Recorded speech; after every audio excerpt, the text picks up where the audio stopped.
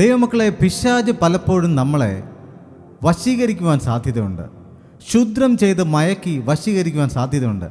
പിശാചിൻ്റെ ഉദ്ദേശം ഇത്രയേ ഉള്ളൂ: ആരും ദൈവരാജ്യത്തിലേക്ക് കയറരുത്, അല്ലെങ്കിൽ യഥാർത്ഥമായ സത്യവചനം ആരും മനസ്സിലാക്കരുത്, അല്ലെങ്കിൽ ഒരു മനുഷ്യൻ്റെ ജീവിതത്തിൽ ദൈവത്തിൻ്റെ പ്രവൃത്തി നടക്കരുത്. അങ്ങനെ അവൻ്റെ നിത്യത നഷ്ടപ്പെടണം, അല്ലെങ്കിൽ സ്വർഗരാജ്യം നഷ്ടപ്പെടണം. അതാണ് പിശാചിൻ്റെ ലക്ഷ്യം. പിന്നെ മറ്റൊരു ലക്ഷ്യം എന്ന് പറഞ്ഞാൽ, പിശാചിന് ദൈവത്തെ ജനങ്ങൾ ആരാധിക്കുന്നത് ഇഷ്ടമല്ല. ദൈവത്തിൻ്റെ മക്കൾ ദൈവത്തെ ആരാധിക്കുന്നത് ഇഷ്ടമല്ല.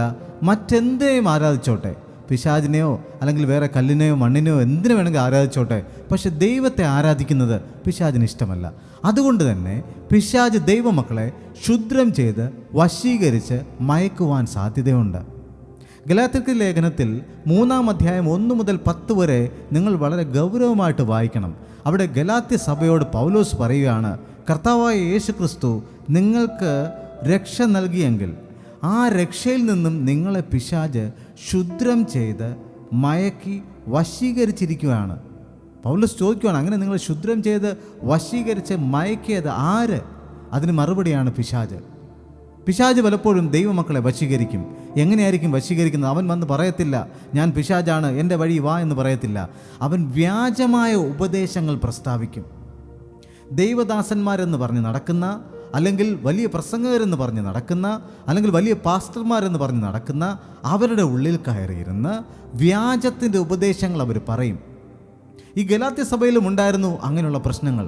അവർ കർത്താവായ യേശുക്രിസ്തു ക്രൂശിൽ മരിച്ചത് അവരുടെ രക്ഷയ്ക്കാണെന്നുള്ള കാര്യം മറന്നുപോയി. അവർ ലൗകികമായ കാര്യങ്ങളുടെ പിന്നാലെ പോയി. ഇന്നും ഇതല്ലേ പ്രിയമുള്ളവരെ പല കൂട്ടായ്മകളിൽ നടക്കുന്നത്? ഇതല്ലേ നടക്കുന്നത്? കാരണം രക്ഷയെക്കുറിച്ച് പ്രസംഗിക്കാതെ ലൗകികമായ കാര്യങ്ങൾ, നിൻ്റെ ബിസിനസ് ഉയർന്നു വരും, നിൻ്റെ ജോലി വർദ്ധിക്കും, നിനക്ക് വരുമാനങ്ങൾ വച്ചടി കയറ്റം വരും എന്നുള്ള കാര്യങ്ങൾ പ്രസംഗിച്ച്, അതിലുള്ള വചനങ്ങൾ പ്രസംഗിച്ച് ജനങ്ങളെ എപ്പോഴും കോരിത്തെരിപ്പിക്കുന്ന, അവരെ എൻകറേജ് ചെയ്യിപ്പിക്കുന്ന വചനങ്ങൾ മാത്രമാണ് പലരും പ്രസംഗിക്കാറുള്ളത്. ചില സഭകളിൽ ദൂതുകൾ മാത്രമാകുന്നു. വചനം പറഞ്ഞുകൊണ്ട് തുടങ്ങുന്നു, എന്നാൽ പിന്നീട് ഒരാളിനെക്കുറിച്ച് അയാളുടെ കുടുംബചരിത്രവും അയാൾ താമസിക്കുന്ന സ്ഥലവും അയാളുടെ ഫുൾ ഡീറ്റെയിൽസും പറഞ്ഞ ദൂതുകളാണ് പ്രസംഗങ്ങൾ.